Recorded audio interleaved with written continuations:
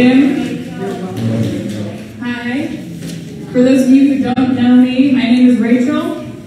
I'm in my second semester at the University of Delaware, and I came here over my spring break to talk to you all.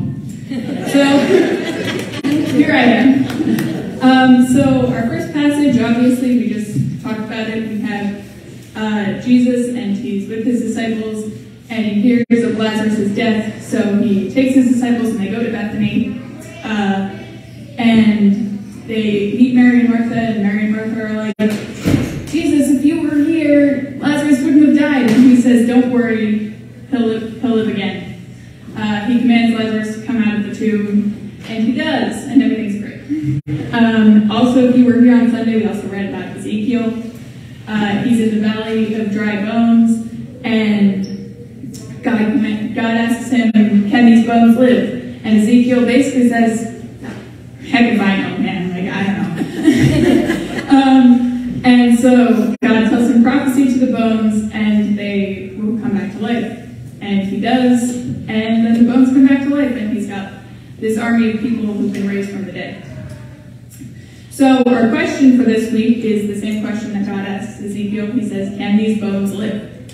Right? Now, if you were to ask my current roommate, who is on the pre-veterinary track, if these bones can live, she'd say something along the lines of, boy, I sure hope not. Because if she were sitting in her anatomy lab final, and the giant horse skeleton that they study, who I'm told is named Fred, came back to life, the university would have a few problems. So, obviously, I'm in college now, and college brings a lot of new experiences with it. Anyone who's moved out of their parents' house for the first time, or gone to college for the first time, can tell you that, right? You go through this period of uncertainty, and where you're not really sure how to be independent yet, and you have to call your mom for everything, right? Mom, what's my social security number again? Right, okay.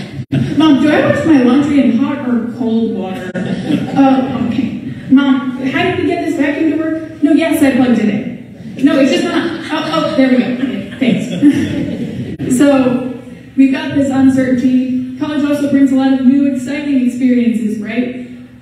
You meet new people, you do new things, and you see new places. And it also brings a lot of stress. You don't really know how you're gonna make it through on your own. You know, you have to start figuring things out for yourself. And what I think that college has taught me, and my time as a human being has taught me, is to be grateful for all your experiences in life. Because you don't need me to tell you, life is about the journey, right? We can all agree on that. Life's about new experiences, it's about the journey. But I think what some people miss is that life is not just about the good experiences. We also have to take into account the bad. So, of course, I'm grateful for all the times I'm sitting around a table with my friends and we're all just enjoying each other's company. All right? I'm grateful for the times when I get out of the test and I aced it and it's great. But I'm also equally grateful for the times where I am kind of clueless. Right? The times where I'm stressed out of my mind for the test. And the times where I can't resolve a conflict between my two friends. Or the times where I think there's no way I can do this.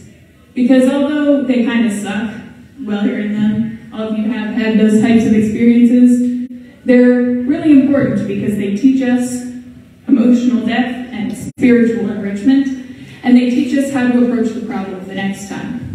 So we learn a lot about ourselves, we learn a lot about the world. Of course, we don't make it through these experiences by ourselves, none of us can do it on our own. We have our friends and our family, all the people in our life. Of course, most importantly, we have God on our side for these kinds of experiences to pull us through. And I think what the Valley of Dry Bones is really getting at is these experiences, these kind of rough and trying and times of struggle. So our theme, of course, this whole Lenten season has been seeking. So what I want you to seek is look at your life and think about the times of struggle, your times when you really thought you weren't going to make it, and how you did make it through. What did that teach you?